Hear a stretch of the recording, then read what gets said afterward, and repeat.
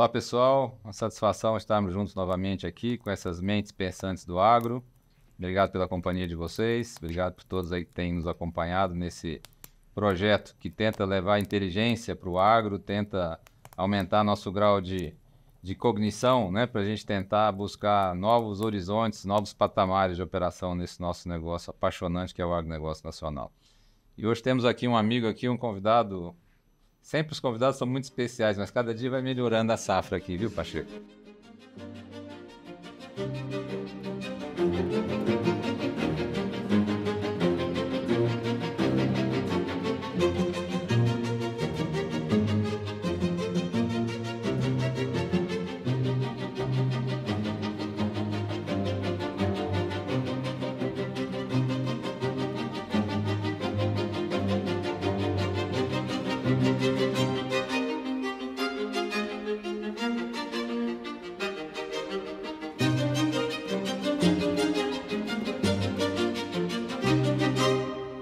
Pacheco, um companheiro que eu tive a grata satisfação de conhecer através de um amigo e que desde as nossas primeiras conversas me impressiona muito o seu nível de inteligência, de conhecimento. E eu fiz questão de te convidar porque esse espaço é um espaço que a gente quer falar realmente de inteligência no agro, Pacheco. E no dia a dia, né, eu acho que você deve viver isso, a gente tem que se policiar muito, né, e não poder falar de alguns assuntos com aquela preocupação de não ficar inteligível. Mas nesse espaço aqui, o objetivo nosso não é esse. É realmente aprofundar, ampliar a mentalidade, aprofundar a discussão, para a gente tentar sair dessa superficialidade que eu acho assim muito perigosa, né? A gente fica numa discussão muito rasa. Tá? Então, muito obrigado pela sua presença. Seja muito bem-vindo aqui no nosso espaço, né? E saiba que você dá uma contribuição importante para esse nosso agronegócio nacional, principalmente aí para essa pecuária de evolução que a gente está fazendo, né? Pacheco, eu queria começar te fazendo uma pergunta, né? Nós que vivemos essa realidade hoje da pecuária, do agro, temos a tendência de achar que foi sempre assim. E não foi sempre assim.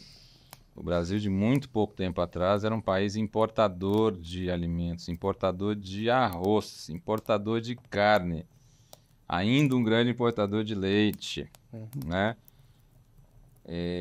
A China, que é o nosso grande cliente hoje de soja, de dianteiro, né? Não existia para o Brasil. O nosso comprador de carne na década de 90 era a Rússia, que hoje praticamente não compra mais o Brasil. Esses preços internacionais de 4, 5, 6 mil dólares a tonelada não existiam. Nós tínhamos uma carne que era abaixo de 2 mil dólares a tonelada. Safra de soja de 150 milhões de toneladas também não existia. Safra de 2 décadas atrás era 30 milhões de toneladas. Agricultura no cerrado brasileiro não existia lá atrás, né? Matopiba, quando é que a gente imaginar, Pacheco, que ia dar soja no Piauí? Minha família materna é do Piauí, minha família paterna tem origem do Maranhão. Quando é que a gente imaginar que a gente ia ver aquele volume de produção de soja hoje lá? Enfim, você que já tem uma carreira longa, eu sei que aí tem aí 4 décadas de muita experiência, com muita gente, assim, parruda, competente, né? Porque assim, não é só o cara grande, é o cara competente, grande em competência.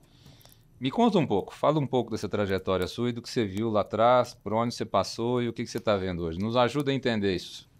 Eu quero agradecer a oportunidade de estar aqui e, segundo Guimarães Rosa, perto dos bons que a gente fica melhor.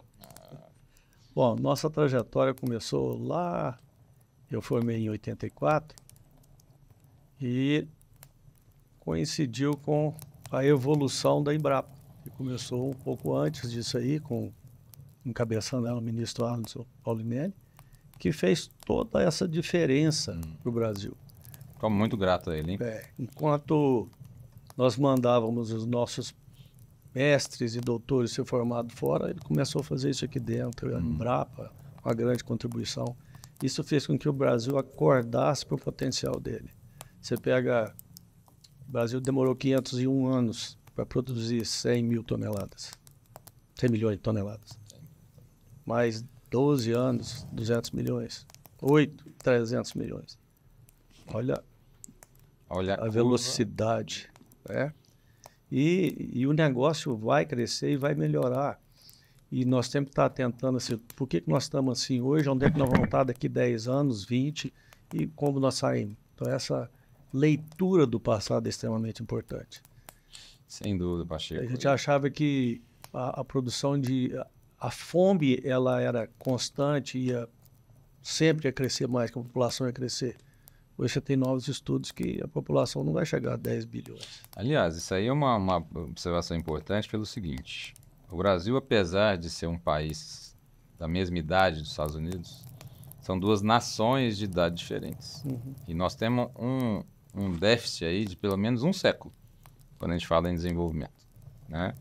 E as coisas aqui é um país uma nação muito nova, aonde o bônus demográfico, né, e esse crescimento acelerado fazia com que as coisas funcionassem. Não precisava fazer muito esforço para vender, né? Como você tinha deficiência de oferta e mais procura, e a procura crescente, qualquer jeito você fazia. É aquele negócio, tem uma máxima que fala que a pecuária até quando fazia errado dava certo, né?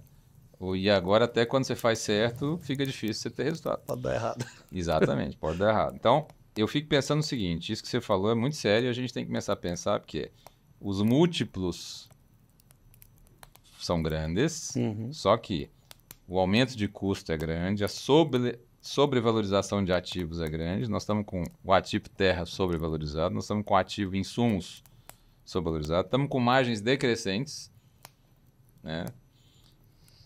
Tecnologia, se não for aplicada, você está fora do jogo. E lembrando, tecnologia saindo dessa questão comum que a gente liga à eletrônica, à informática. Não, tecnologia, fazer algo de uma maneira diferente. Deixa eu te perguntar uma coisa. Quando você olhava uma fazenda, por exemplo, vamos falar um pouco da pecuária. E a gente olhava para a década de 90, onde nós já tínhamos começado com os braquiários um tempo antes, a ivermectina um tempo antes, a genética engatinhava, né? Uma produtividade ainda muito baixa, um animal muito ruim, não se falava de carcaça. A primeira lei de classificação de carcaça é de 96, né? Não tinha Anvisa, a Anvisa é de 2000, o Código de Defesa do Consumidor é de 89. Olha o tanto que as coisas são recentes. E nunca tinha se embalado carne no Brasil. Nós começamos a embalar carne depois da década de 2010. Qual que é a maior diferença que você vê hoje entre esta pecuária dessa década de 90 e a pecuária de hoje? A necessidade da melhoria nos processos de gestão. Todos eles. Hoje você não administra a empresa, são equipes, a equipe tem que ser capaz, tem que ser remunerada, tem que ter qualidade de vida. A gestão de todos os processos.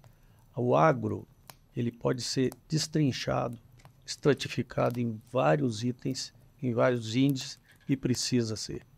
Que eles é que vai dar a capacidade de você mudar. Então vamos pegar esse exemplo seu agora e vamos trazer os assuntos que está todo mundo falando. Primeiro, área degradada. Não existe nenhuma maneira de se produzir alimento, que é a fonte de energia para nós seres humanos, porque só chamamos de alimento que nós não comemos, né? Mas sem uma composição tripla de sol, né? Luz, calor, água e terra. Mais especificamente solo, né? Que é onde está parte dos nutrientes que vão ser. Se a gente usar isso, por exemplo, e falar, nós temos um país com 800 milhões de hectares, 850 milhões de hectares, que a gente utiliza aí 300 e pouco, e nós temos aí 160, 165 milhões de pastagem. Considerando isso que você falou de todos os processos precisam ser profissionalizados, todos os processos precisam ser revisitados, né? E precisam...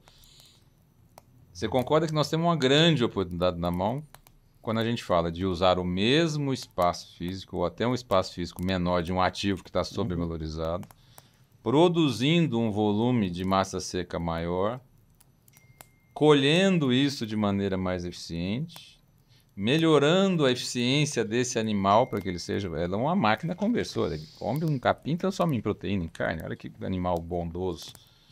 Isso tudo é gestão, né? Isso passa pela gestão, pelos processos. Como é que você acha que a gente deveria conjugar isso, Pacheco? Precisa começar tudo pela base, pelos fundamentos, os princípios. Quando você vai aprender a jogar futebol, basquete, você começa pelo fundamento, pelo movimento, e tudo começa pela terra. Então, o que a natureza nos dá para poder viver sem colocar nada e sem tirar nada? Vamos falar em unidade animal. Nas terras boas, uma unidade animal por hectare. O que é isso? É que a natureza joga 50 kg de N no chão. À medida que você tira mais do que isso, você está exaurindo isso. Mas nós temos mais de 200 milhões de bovinos. Nós temos suíno, nós temos ave, nós temos esterco. Os dejetos hoje são grandes transformadores de áreas. Eles constroem área de areia. Ou seja, o que há muito pouco tempo atrás era um passivo. Era um passivo, era multa. Era um passivo. Hoje é um ativo Hoje é um fantástico. ativo, um ativo forte, que inclusive derruba essa conversa fiada de que a bovinocultura é nociva, porque o balanço é positivo, né? O balanço é positivo. A Embrapa está com um trabalho interessante para justamente mostrar isso, que uma pecuária bem feita, uma agricultura bem feita, elas sequestram carbono. E com relação ao carbono também, o gás carbônico, nós temos uma grande falácia. Quanto tem de gás carbônico na atmosfera? 4%. Se baixar para 2%, as plantas morrem. Então tem muita mentira nisso aí, muita má informação. E que essa economia circular está chegando para corrigir tudo isso. O que a gente precisa é justamente estratificar o que eu preciso melhorar. Vamos falar assim, a grande diferença do pecuarista tradicional e do agricultor. O agricultor sabe que precisa construir o solo. Então ele tem que adubar no primeiro, no segundo. Ele colhe o grão, o resto do pé da planta volta para o solo, tem potássio, ele recicla nutrientes ali. A pecuária, ela é mais, exporta mais nutrientes. Você pegar assim, quanto que eu produzo de soja e milho na mesma área, safrinha, e quanto que eu produzo de volumoso para silagem? 3 vezes mais, que você extrai de matéria seca do solo. Então tem que compensar. Ou seja, precisa ser reposto aquilo. Precisa ser reposto. E talvez, né, Pacheco, isso talvez não. Com certeza, a questão cultural é muito forte nisso. Porque, por exemplo, eu me lembro quando a gente comprava a fazenda, eu comecei molequinho nisso, e eu me lembro que a primeira fazenda que eu fui participar da formação dela, que era ainda Goiás, não tinha o Tocantins, o primeiro trabalho era cerca, ver uma área que dá para soltar um pouco de gado e já solta um pouco de gado. Aí começa a desmatar para depois plantar alguma coisa, mas assim, já coloca um pouco de gado ali no nativo. Qualquer outra empresa, o cara monta a empresa para depois começar. Na pecuária, ele quer tirar antes dela estar pronta. Exato. Esse conceito extrativista ele é muito perigoso, porque quando a gente fala hoje, nós viemos de uma sociedade, a gente vivia de coletar da natureza lá atrás, fizemos a revolução agrícola e aprendemos a cultivar, ou seja, semear e colher aquilo, a domesticar animais. Depois nós descobrimos que mudando o processo de produção disso, aquilo virava um recurso, isso é um perigo, porque nós passamos a ver terra como recurso, a natureza como recurso, e é um perigo. E o pior, um recurso que a gente achava que era infinito. E hoje a gente tem essa conta do planeta e meio, porque o modelo de produção e de consumo que a gente criou precisava de um planeta e meio para fazer. Então, ou a gente entra com a questão de economia circular, ou a gente está em rota de colapso. Porque nada que você tira mais do que repõe sobrevive. E isso você já falava isso, né? Que tudo isso vai entrar em equilíbrio. E nós temos que trabalhar para entrar em equilíbrio o mais rápido possível. Exatamente. Aí eu te pergunto o seguinte, começando pelo básico, a terra.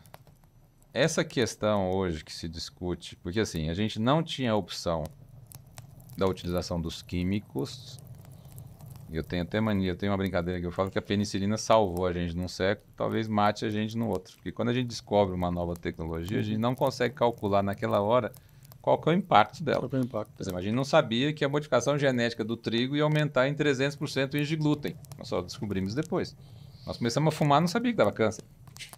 Incentivamos a plantação de tabaco, mas não sabia. Depois nós descobrimos e colocamos uma embalagem, nós podemos fumar, mas ela dá câncer. Eu fico pensando hoje, assim, o tamanho da oportunidade quando a gente fala, se começa pela terra e a gente sabe que a gente precisa fazer coisas cíclicas e a tecnologia está nos trazendo a opção, por exemplo, de devolver, porque assim, nós seres humanos, se faz a conta de quando a gente extrai, cada um de nós extrai mais de 12 toneladas de minerais da terra por ano. Põe num lugar só, enterra num lugar só, não recicla e não devolve, né? A gente só enterra ali. Aí nós vamos falar de um bovino que, olha, uma vaca, se não me engano, dá 12 toneladas de litro, 2 mil quilos de leite por ano, não é isso? Ela também deixa um monte de coisa na terra, mas ela está reciclando aquilo. Né? A urina do animal vai para a terra, Tem todo um ciclo e ninguém discute isso. Então, assim, começando da questão da terra, e considerando que nós temos no Brasil de 80 a 90 milhões de área degradada, o mundo não tem muitas opções para resolver no curto prazo a demanda de alimento. Então. Porque, assim, tem muita gente que tem mais terra que a gente? Tem. Mas com o clima e a água que nós temos? Não tem, não. Não. E vamos lá. Rapaz, nós já começamos, sim, nós temos de 80 a 90 milhões que não precisa tirar uma árvore. Não precisa derrubar mais nenhuma para tá ali. quintuplicar o que nós produzimos. Exatamente. Então, eu fico pensando assim, na sua opinião, na sua experiência, como você está começou por essa questão da terra, o que seria o caminho que a nossa turma precisaria estar de olho? Os pecuaristas, os nossos produtores rurais precisamos estar de olho no quê? Já que o mundo está falando, Coreia do Sul falando, olha, me interessa aí entrar com dinheiro aí para ajudar, grandes instituições financeiras internacionais, nós temos que saber aproveitar isso, Pacheco. Nós não aproveitamos muitas oportunidades. É por desconhecimento do que fazer. Então, a grande massa de agropecuarista, pecuarista mais ainda, precisa de conhecer todo o potencial que ele tem. E ele tem uma joia na mão, mas não sabe o que fazer com ele. E precisa aprender isso aí. Então, nos bate-papos que tem, cada vez que vai numa fazenda, você começa a estimular o cara e mostrar o tamanho do negócio. Ele se entusiasma, mas aí depara com uma série de outras coisas que está na gestão. Eu não tenho um funcionário qualificado, muitas vezes você pega o projeto, tem que piorar o projeto para ser executável, minimamente. Não dá conta. Não dá conta. Ou a infraestrutura da fazenda. A infraestrutura não dá conta. Então, assim, precisava juntar esse pessoal e começar a fazer esse lado aí, e ter algum recurso para ele, alguma maneira de proteger esse recurso para não ser desviado. Mas o potencial nosso é estratosférico. Você pega propriedade com 200 hectares aí, produzindo coisa fabulosa. Deixa eu te perguntar uma coisa, só para facilitar assim, as pessoas tangibilizarem um pouco mais. A média de produção de arroba nossa hoje nacional parece que é 6 arrobas. E a taxa de lotação nossa é de 1, acho que menos de 1. Menos de 1. Então, assim, fazendo conta burra, se nós temos 200 milhões e nós temos condições de, por exemplo, fazer uma lavoura de capim. Outro dia eu vi um material sobre os híbridos de capim que chegam a 30 toneladas de massa seca por hectare, que permitiria um braquiário da o quê? 8, 10 toneladas? Ou seja, então triplicaria. Né? Tem propriedade que a gente trabalha que produz 130. 130 por hectare. Mas olha só, vamos ficar numa pastagem Mas você pode vir para 30, 40, que é quantas vezes mais? Beleza, 30, 40 a gente poderia falar folgado hoje em 6 watts, por exemplo. Concorda? Pode. Então se a gente pega ali, vamos fazer uma conta burra aí, 240 não, porque já corrigir esse número, está em 212 parece, 200 mas vamos fazer uma conta, 200 e pouco dividido aí por 6, nós estamos falando em 40 milhões mais ou menos. Ou seja, a gente conseguiria hoje ter o mesmo rebanho brasileiro e muito menos área. Em 40 milhões de hectares. Ou produzir muito mais. Com relação ao rebanho, nós precisamos ser mais eficientes no rebanho. O índice de prenhez é baixo. Hoje nós estamos falando de prenhez de quanto em média, professor? Não dá 70%, 60%, é muito baixo ainda. E o que tem acontecido é assim, os processos todos melhoraram, mas ainda são mal utilizados. E nisso a preparação dos animais, a estação de monta desse ano, ela começou quando as bezerras começaram a nascer. Né? Hoje você tem, às vezes você chega numa propriedade e fala assim, qual que é a vaca adulta mais leve que você pesa? Você tem. 400 quilos. E a mais pesada? 700. E eles colocam um ponto de corte de 270, 300 quilos para entrar na reprodução. Ora, ela tem que obedecer ao potencial dela. Então, peso desmama, dá de 400 quilos é um, dá de 700 e outro. Pesa a puberdade, pesa ao parto.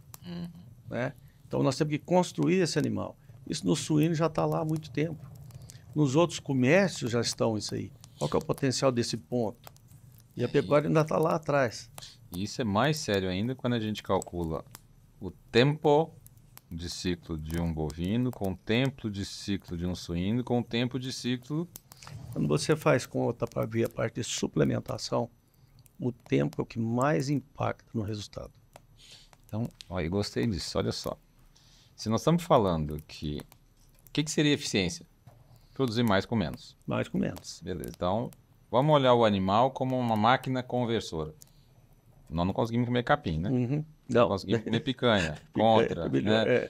Beleza, mas ele consegue comer capim e olha que ele nem nasce comendo capim, né? Isso é o grande milagre dele, né? O ruminante tem esse potencial. E ele nem nasce de jeito, Não. né? Ele tem que desenvolver, já começa daí, né?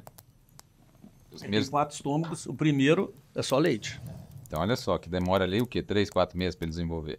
Então, olha que mágica que é isso. Por isso que eu falo, isso é um animal sagrado, um negócio desse tipo.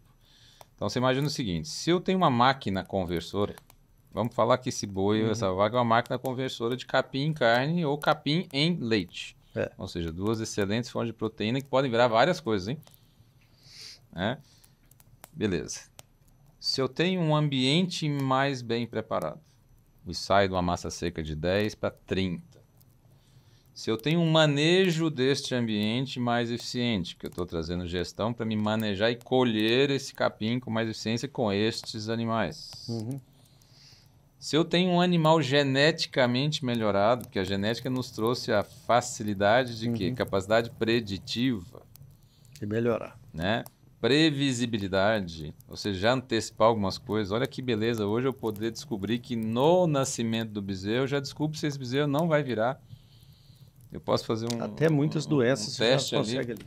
E falar, cara, isso aqui não... Eu fiquei encantado essa semana na internet, as tecnologias da vaca avisando dias antes o que ela vai apresentar né, pelas alterações, né, de pressão, de temperatura. Eu falei, gente, esse é um milagre da tecnologia que Deus permitiu para nós, não, a automação já chegou. co-criadores, de utilizar isso. Eu sempre falo assim, quem que criou o pão? O pessoal fala, Deus. Não, Deus criou o trigo. O pão fomos nós, né? Nós, como co-criadores, pegamos o trigo, colhemos, maceramos. Então eu fico pensando, melhorei o ambiente, melhorei a colheita desse ambiente, melhorei a qualidade desse animal com a genética, melhorei a gestão da minha propriedade, cuidei do meu colaborador, não do meu recurso humano, da minha mão de obra, do meu colaborador. Eu saio de um desempenho de 6 arrobas para 40, eu saio de uma lotação de 1 para 6, eu saio de uma taxa de prenhez de 60, 65 para 80, eu saio de uma taxa de desmame de 65 para 79. Só sei o seguinte, eu andei fazendo umas contas. Aquele boi que hoje, porque assim, eu falo para o pecuarista, eu falo, olha, a gente vende boi, mas recebe carcaça. Porque a conta que o frigorífico nos faz é pagando carcaça. E essa carcaça nasce lá atrás. Quando eu estou fazendo um planejamento de acasalamento, quando eu estou definindo padrão genético, quando eu estou alimentando essa vaca, eu ainda brinco com alguns, eu falei, cara, fica sem comer uns 3, 4 meses. Mas como assim? Não, você está deixando sua vaca sem comer 3, 4 meses e tem hora que ela está com 2 bezerros. Às vezes o cara pergunta, o que eu dou para minhas vacas? Uma medalha. Boa. Primeiro é uma medalha, para ela conseguir parir desse jeito aí. Boa. Então, olha só, Pacheco, você tem noção, cara, do que... Eu queria quantificar isso uma hora, do que a gente consegue fazer num país desse. O potencial é estratosférico. E inicialmente, o cara não precisa nem gastar muito dinheiro com isso. É só mudar a maneira de agir. Por exemplo, nós temos a renovação do rebanho via bezerra que vem do rebanho. Tá bom, se o cara tem 80%, 70% de prenhez ou de desmama, ele tem 35% de macho, 35% de fêmea. Ele trocar 100% das matrizes dele, é 3 anos e meio. Né? Então, quantas vezes uma vaca precisa parir? Você vê muita vaca de 17, 18 anos, 15 anos. É uma genética daquele tempo. E ele, quando chega nesse ponto, chega numa fazenda, só tem animal velho, de duas, uma, ou tá nascendo pouco, ou tá morrendo muito, as duas coisas, né? 3. E sem considerar que quando você descarta esse animal, meu amigo, quem vai comer é subproduto. Subproduto, né? Vaca é subproduto. Mas olha aqui, tem 2 maneiras de você tirar dinheiro dessa vaca. Uma é com o bezerro e a outra é com o crescimento dela, que ela para de crescer. Você tirou essa receita. Então por que a vaca tem que ficar velha na fazenda? A que ela parou de crescer, tem uma novilha empurrando ela para fora. Olha que conceito importante. E aí eu tenho um progresso genético muito mais rápido. Não tem uma vaca de 18 anos, tem de 5, 6. Ou seja, a tecnologia está te trazendo só melhoria, né? Só melhoria. Seus primeiros passos da melhoria genética são grandes. Chico, olha só coisa importante. É por isso que eu gosto de encontrar com você. Porque você me faz pensar umas coisas que 35% de fêmea significa que a cada 3 anos eu renovei meu parque. Concorda? E por que que eu fico com vaca velha? Quando é que uma vaca para de crescer? Terceira cria, quarta cria, no máximo ela parou de crescer. Então quer dizer que você está falando que eu estou deixando meu capital ficar ocioso, meu capital ficar ineficiente. E piorando a qualidade. E piorando a qualidade. E aí quando o consumidor chega lá na ponta e fala assim, nossa, mas essa carne tá ruim. E aí nós estamos querendo melhorar o preço dela. É. A questão de preço, você não define ele. Eu enxergo que você pode melhorar um pouquinho o relacionamento do seu com os frigoríficos se você tem qualidade e constância de fornecimento. Não, e eu falo do preço, que quando você fala com o consumidor final, ele é muito sensível com um produto de qualidade para cima e para baixo. Mas a hora que você Está disposto. tem produto bom, ele paga. Por isso que eu estou te falando, quando eu falo a questão do preço, no frigorífico ele é menos sensível porque ele tem uma regra. Então ele vai te pagar o rendimento, o acabamento da carcaça e pronto. No consumidor, ele tem outras regras. E aí, por exemplo, vamos comparar com o café. O Brasil, historicamente, sempre foi um grande produtor de café. Mas a gente produziu um café ruim. Uhum. Nos últimos anos, o que se fez? Um grande programa de melhoramento, onde nós continuamos sendo um grande produtor de café bom. E aí o que acontece? Depois que você toma um café bom, você dá conta de tomar um café ruim? E aí o que acontece? Rapaz, o café 20 anos atrás, a gente não deixava de pagar 30 centavos. Eu estou te falando que eu já operei esse setor. A gente não deixava de pagar 30 centavos num coado para pagar R$1 no Expresso. A gente paga R$10 no Expresso hoje. É isso mesmo. Mas por quê? Porque nós fomos agraciados com um produto de mais qualidade, que nos deu mais prazer em tomar, e nós estamos pagando mais por isso. O Brasil é um grande mercado. Enorme. E aí, É um grande mercado. Cá entre nós, meu amigo, nós temos 7 milhões de toneladas de carcaça no mercado interno, meu amigo. Num país que está com consumo per capita retraído, que tem uma parte que não é que come pouco carne, não come. Outro dia eu estava no açougue e vi uma senhorinha chegando e ela falou assim, meu filho, me dá R$12 de carne moída. Aí o açougueiro perguntou, qual carne a senhora quer? Ela falou, aqui der mais. Aí eu falo assim, cara, isso é dignidade?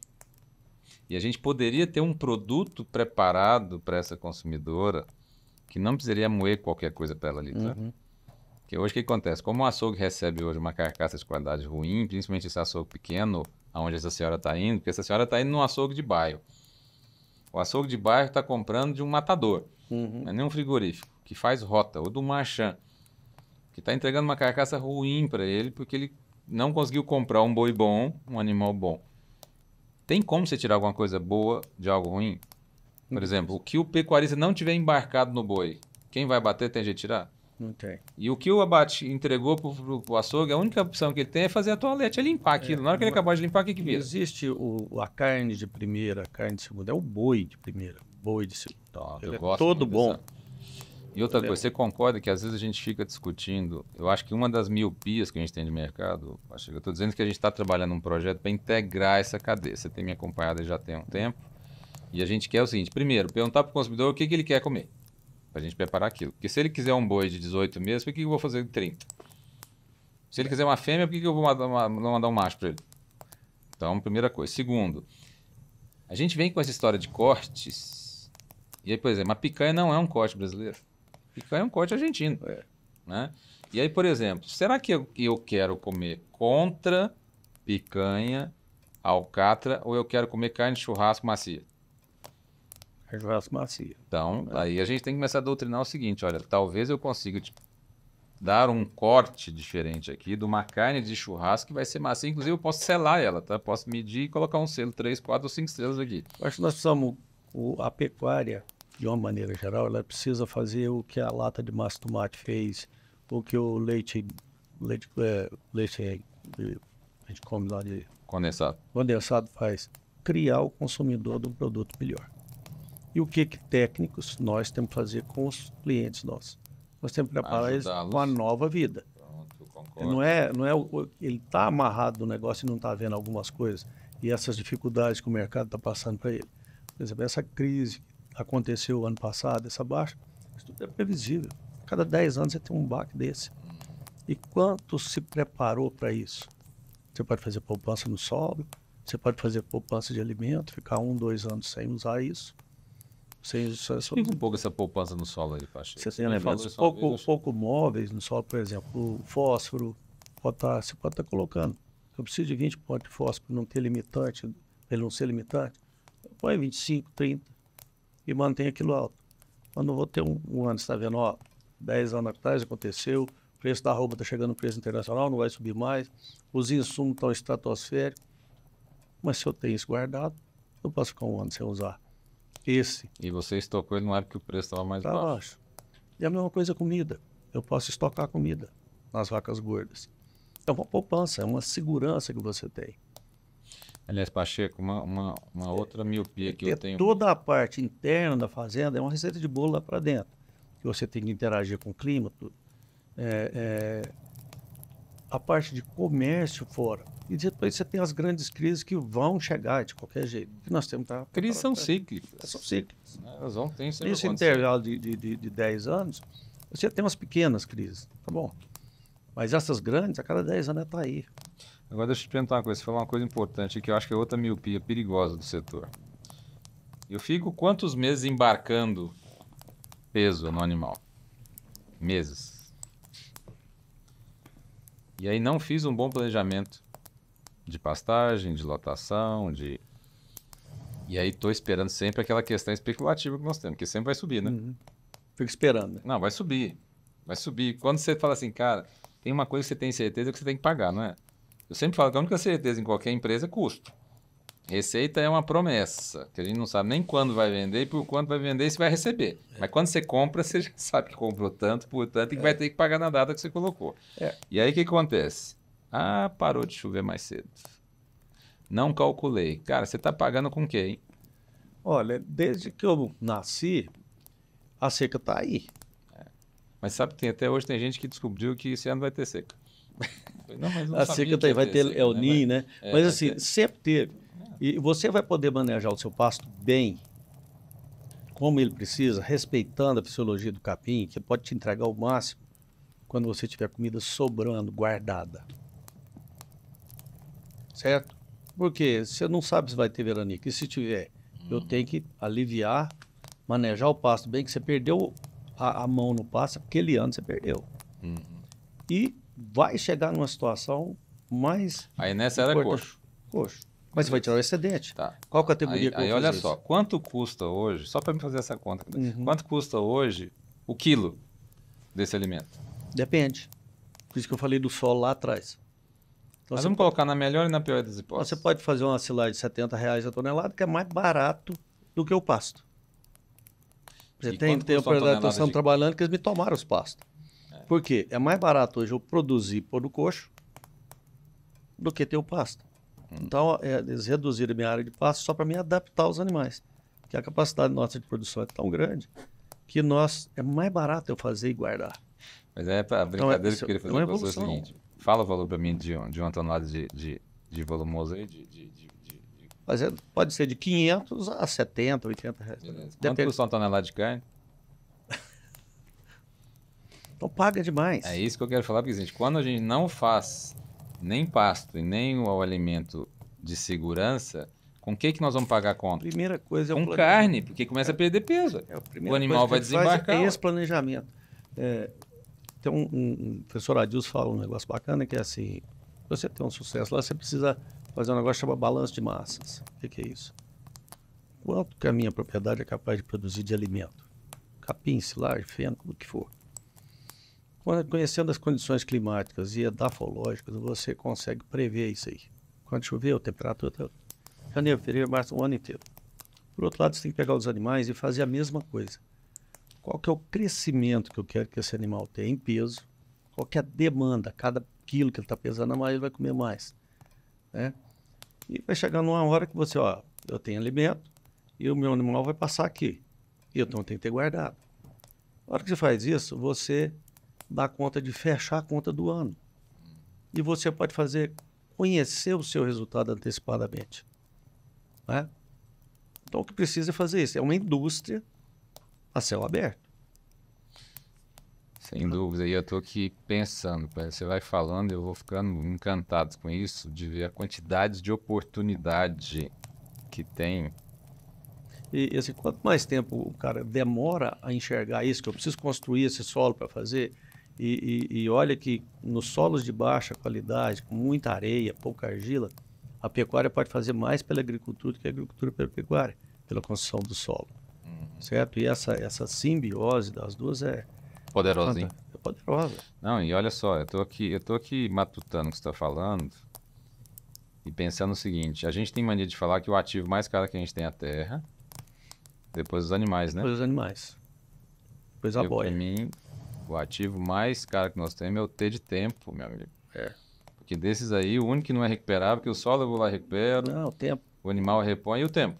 E aí o tempo que eu perdi, meu amigo, o tempo não recupera. não É a única recupera. coisa que você não Então, o recupera. nosso ativo mais caro aí não é a terra, nem os animais, nem a boia. É o É o tempo. E nós estamos perdendo muito tempo.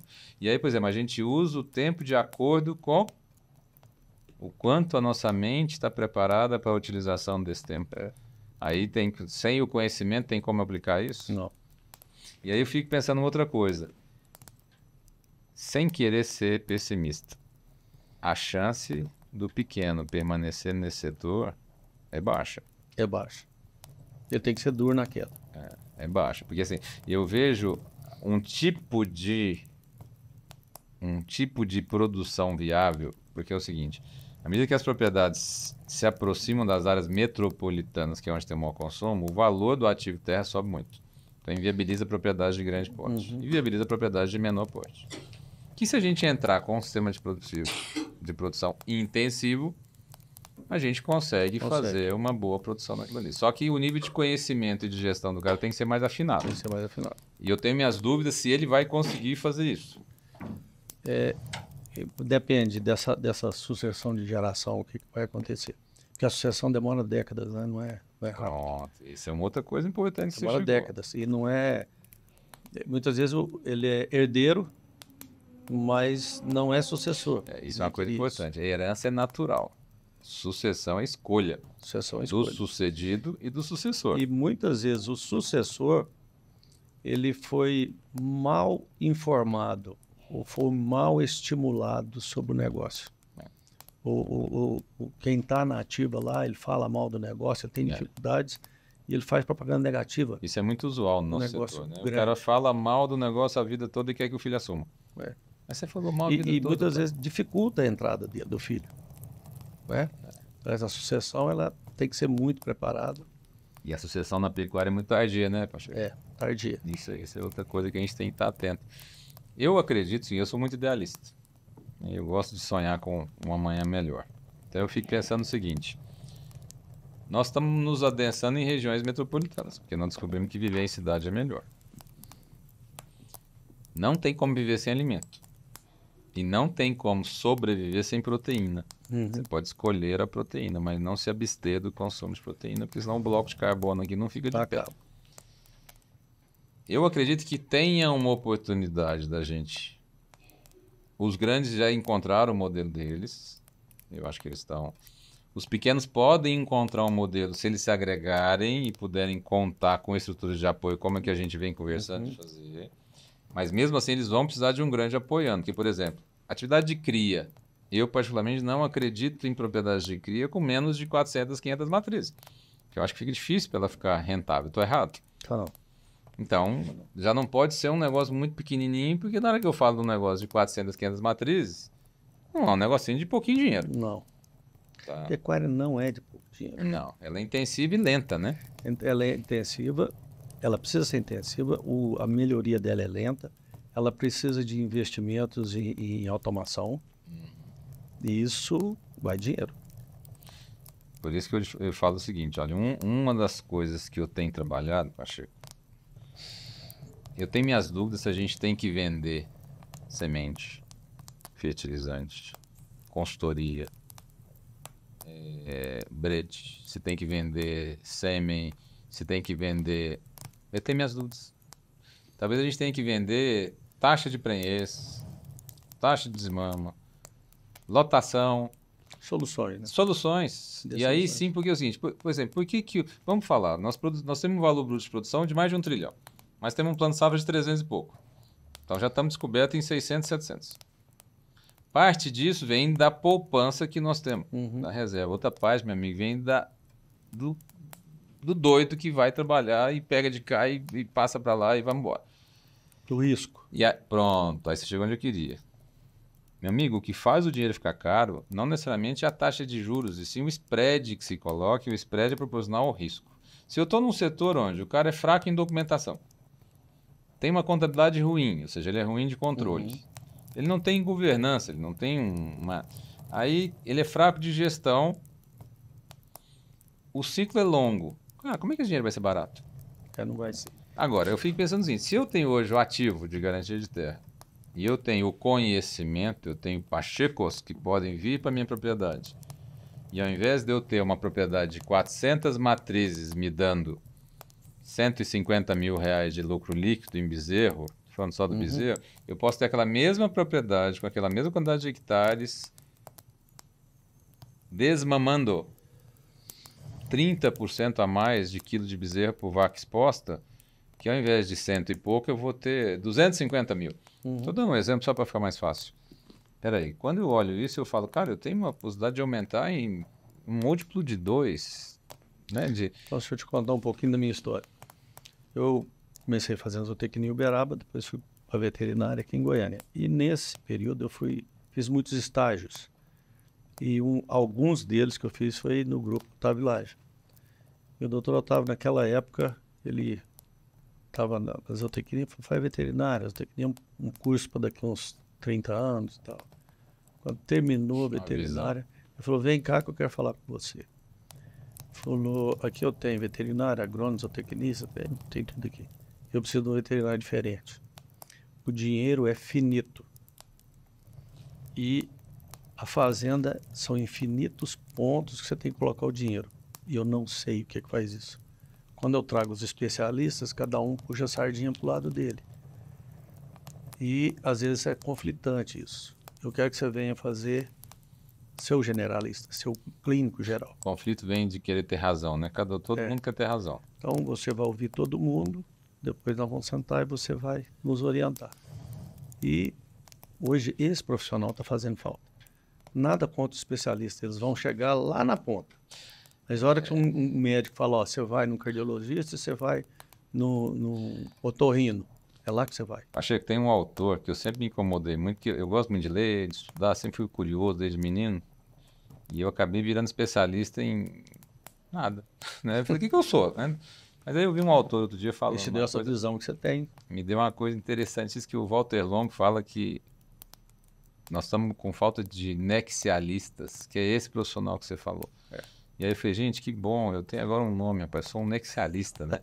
E eu entendo isso que você está dizendo, porque assim, não existe um processo mais importante que o outro. Todos os processos são igualmente importantes. Eu sempre falo, numa estrutura de uma empresa, não tem alguém mais importante que o outro. Tem alguém que naquele momento é mais exigido que o outro, porque naquela fase do processo eu preciso que ele faça aquilo. Os próprios índices, quando você define os índices, vai estar um embaixo, em cima. Exatamente. Na hora que você corrige isso aqui ficou para baixo. E uma coisa importante, na pecuária especificamente, é que aquela carne é de qualidade, aquela carcaça de 57% de rendimento, 7, 8 milímetros, ao 100, ela começa a ser feita lá atrás no planejamento, ela tem que ser mantida dentro da gestação. Antes da vaca ficar prenha. Então, e aí é que digo assim, e cada vez que eu acertar, eu melhoro a etapa seguinte, concorda? E cada vez que eu errar, eu pioro a etapa seguinte. Então tem hora que eu vejo que nós estamos com um processo de pioramento do nosso negócio. Você pega assim, tem algumas coisas que são negativas, né? Nós evoluímos na inseminação, IATF, bacana, nós inseminamos 19 milhões de vacas, mas eu vejo que o pessoal começou a descuidar das avaliações do preparo do animal para a estação de monta. Certo? Conseguiu transformar os técnicos em vendedor de produto, vendedor de protocolo. Então, você não vai fazer uma avaliação antes, bem feitinha. E, olha, a estação de monta é um campeonato, uma Copa do Mundo, que meus atletas têm que estar prontos. O pasto tem que estar pronto, o animal tem que estar pronto. Eu não posso ter doença, a minha equipe tem que estar pronta, o sêmen tem que estar avaliado, tudo prontinho. Eu vou chegar e correr para o abraço, porque eu não tenho tempo de estar consertando. Vamos falar assim, com a vaca para parir dentro de um ano, ela tem 85 dias depois do parto para emprenhar. Os primeiros 30 ela não emprenha. Então tem 55 dias. 55 dias. Quantas inseminações eu dou conta de fazer nesse período? Tem que lançar a mão da IATF. Tem que lançar a mão do diagnóstico precoce. Mas Ou seja, todas as tecnologias desenvolvidas, comprovadas à mão. Tá bom. Sempre usar. Mas o que eu tenho? Eu tenho que olhar a score dessa vaca, eu tenho que preparar o pasto que ela vai usar lá na frente. Nós estamos agora entrando na estação de parição, no auge da seca, e logo em seguida a reprodução. Quer dizer, nós estamos realmente preparando os animais para isso? A minha equipe está preparada para isso? E aí você sabe o que é duro, Pacheco? É que a gente só descobre de fato os erros, porque toda essa produção vai virar gancho. Vai virar gancho. E nós só vamos descobrir se nós acertamos ou erramos na hora que vier o relatório de abate e fala assim, você tomou uma punição, tomou um cascudo. Um animal que você podia ter faturado R$ 5.000, você vai faturar Mas você 3.900. pensa, hoje... E aí não é o custo, não é o preço da arroba Não, que vai fazer diferença, Pacheco. Quantos arrobas ele perdeu? Pronto. Ele deixou de produzir. E aí sim, eu podia estar recebendo um cheque de R$ 5.500, estou recebendo um cheque de 3.900. Nossa, 3 anos depois, 4 anos depois, sei lá. A pecuária é uma bomba de efeito retardado. Né? O resultado que você tem lá na frente, você tem que ter começado aqui bem antes. E em tudo. Então, assim, é muito mais complicado que a agricultura. Ninguém planta sem adubar o solo, sem chover, sem irrigar, em condições ótimas. Nós temos isso aí, que é o período das águas. Aí nós temos de 150 a 180 dias ruins. Que é, não chove. E meu animal tem que crescer. Quanto custa um bezerro desmamado em ganho de peso por dia? Ele não custa menos que 350 gramas. E na seca ele não ganha isso? Por que não ganha? Porque não tem comida para ele. E se você tiver uma bezerra que foi mal construída dentro da mãe, na parte de programação fetal ali, ela vai desempenhar mal. Então esse reflexo vai até na segunda geração. O reflexo da alimentação. E somado aí você tem sanidade, é um apanhado de coisas. Por isso que tem que ter um generalista que... Pacheco, eu vou te fazer uma provocação e um convite já, tá? Uhum. Que é o seguinte. Eu tô com o Vale do Araguaia na minha cabeça, né? Porque uma área aberta ali entre décadas de 50 e 70. Municípios grandes, parte dos municípios grandes que nós temos no estado estão ali. Por exemplo, Nova Crixás tem 720, se não me engano, 720 mil hectares. São Miguel é outro município gigante. Eu andei dando uma olhada nas estatísticas. Nós temos 14 milhões e meio de pastagens em Goiás, mais ou menos, dos quais se estima que tem 9 milhões e meio com algum grau de degradação. Estamos vendo um programa de governo federal falando em recuperar 40 milhões de áreas. Estamos vendo o capital internacional querendo entrar nesse tipo de coisa. Aí eu andei fazendo umas contas, Pacheco. Tem 900 mil hectares que podem ser preparados nesta região aí, em 8 municípios mais ou menos. Andei dando uma olhada na quantidade de matrizes nesses municípios. Mais de 1.300.000 matrizes. É uma região que nós temos capacidade de produção de alimentos, que nós temos calor, temos sol, temos... O grão está chegando lá, né? Oi? O grão está chegando lá. Está chegando lá. Temos água, temos uma boa logística, já temos estrutura de abate na região, temos um gado que não é ruim, porque é uma região que foi aberta há mais tempo lá atrás e tem gente que melhorou ali, mas ainda está longe do que precisa fazer. O grão está chegando, isso vai deixar a região mais versátil. Então, eu estou com esse negócio e quero te fazer um convite, meu amigo. Eu quero fazer um projeto usando essa região do Vale do Araguaia, porque assim, eu falo que os goianos não conhecem Goiás, os brasileiros não conhecem o Brasil, muito menos Goiás.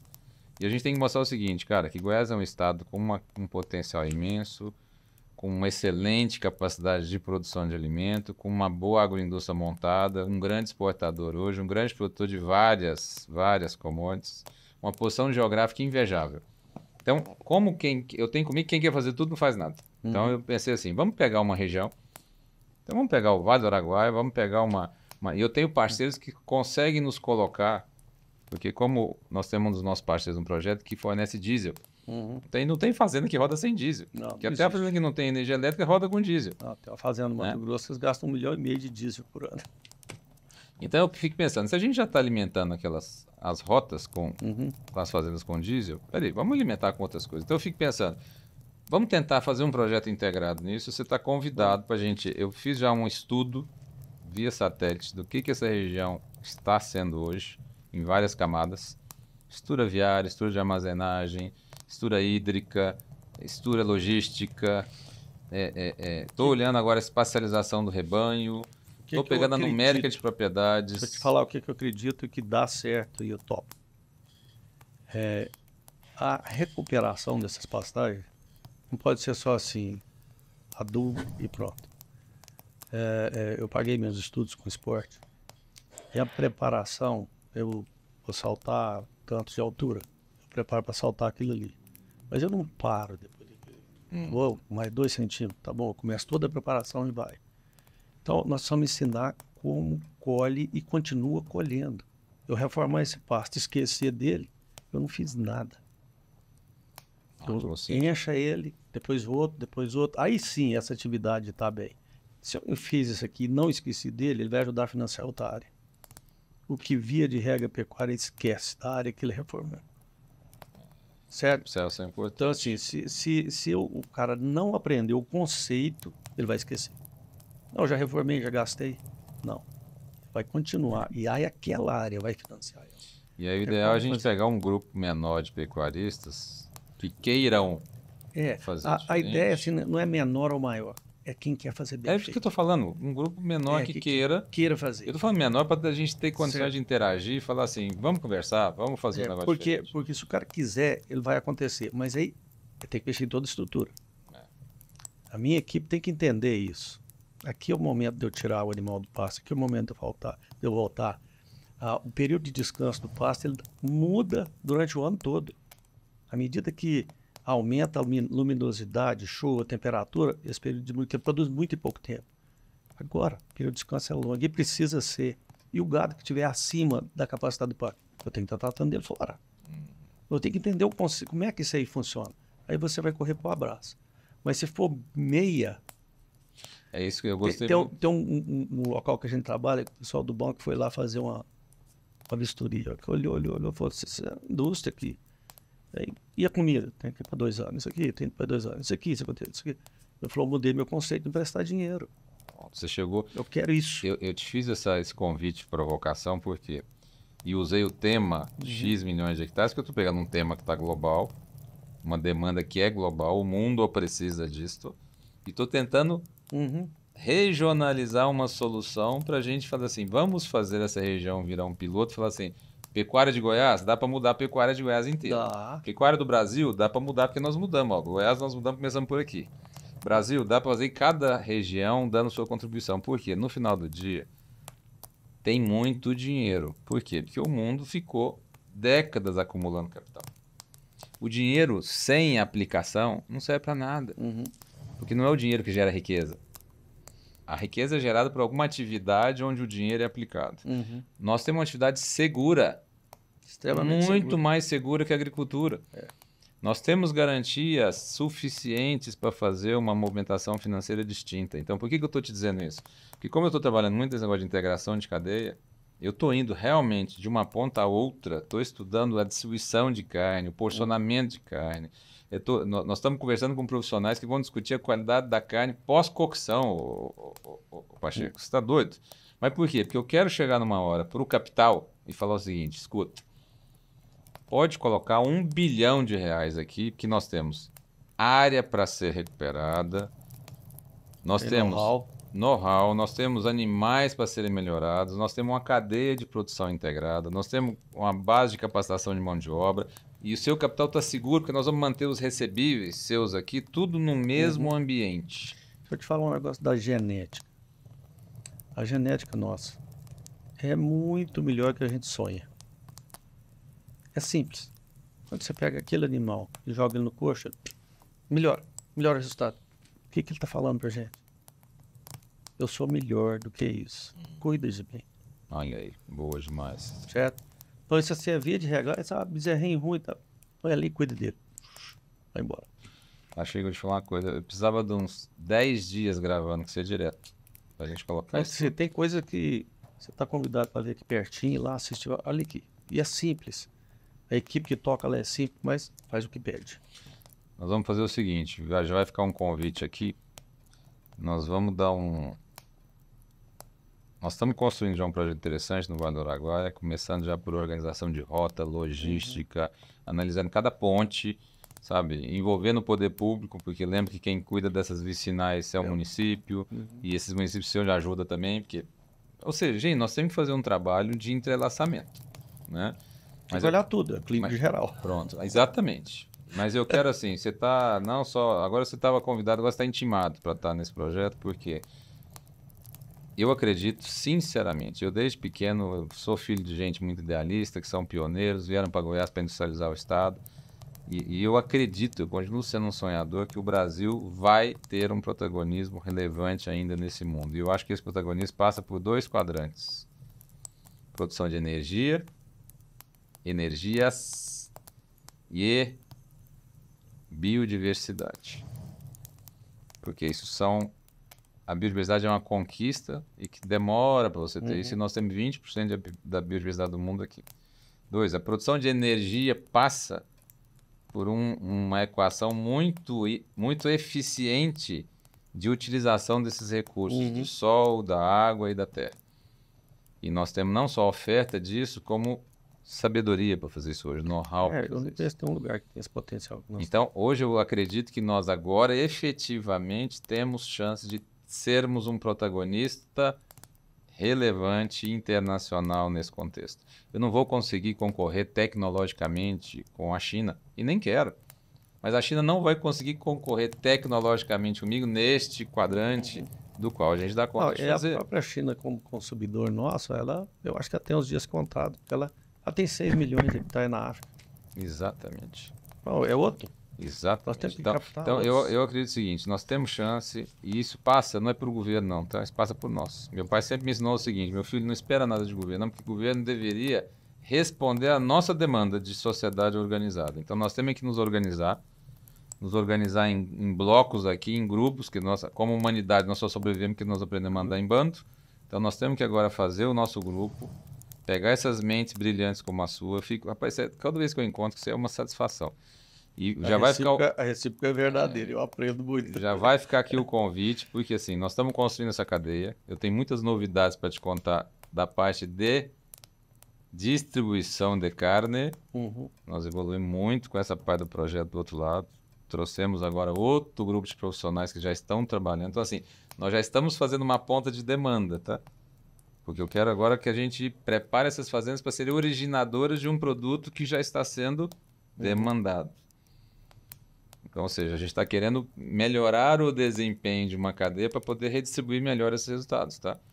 Tem dados, você vê que meu cabelo está um pouco mais escasso do que da outra vez, mas estou feliz com o que está acontecendo. E estou conseguindo atrair capital, assim, que é o mais importante que eu quero daqui a pouco, a gente conseguir financiar essa operação de um jeito diferente. Então, fica aqui o convite, não só para você estar conosco nesse espaço, nesse projeto, mas nesse grande desafio de mudança dessas mentes, cara. Porque assim, com mentes como a sua, com essa disposição, com essa vitalidade que você tem, com todo esse know-how, a gente precisa pegar esses bons conhecimentos, esses bons cases, essas coisas e multiplicar. Tem que multiplicar. Para criar aí um mundo melhor nisso daí.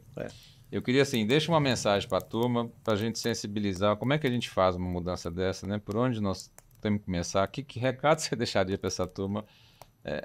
Além de orar, né? Porque eu acho que nós temos que rezar demais, mas além de rezar demais, o que a gente poderia fazer? Acreditem no Brasil, e a primeira mudança precisa partir da gente. A minha mudança interna, de aceitar minhas limitações e ir atrás do resultado. Ouvir as pessoas. Uma pessoa sozinha não resolve tudo. Então, a mudança interna é a principal. Boa. E eu acho que é a que a gente está com mais medo de fazer, né? Porque ela assusta. Mas chegou a te agradecer a presença, assim, muita gratidão pela sua disponibilidade. Sei que a sua agenda é muito, muito corrida. Você ter parado esse tempo para vir falar conosco, tenho certeza que foi muito importante aqui para nossa audiência, para o nosso público aí, que a gente está querendo fazer um exército de buscadores, né? De mentes aí que querem fazer um negócio diferente.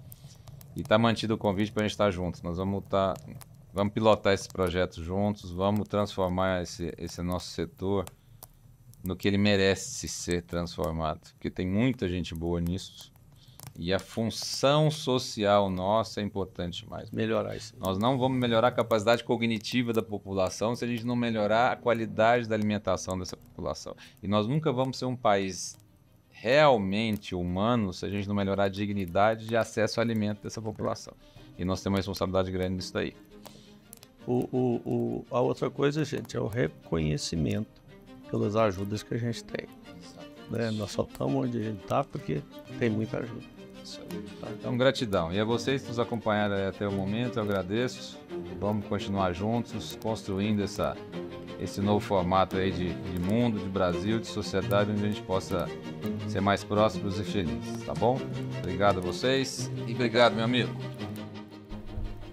Essa é uma produção AgroSelections TV. Diretora ASTV e jornalista responsável, Gislaine Betim, MTB 62765SP. Coordenação de conteúdo, Jean Pérez. Técnico de estúdio, captação e edição, Gabriel Veras. Social media e assistente de estúdio, Pedro Marcondes. Estúdio ASTV.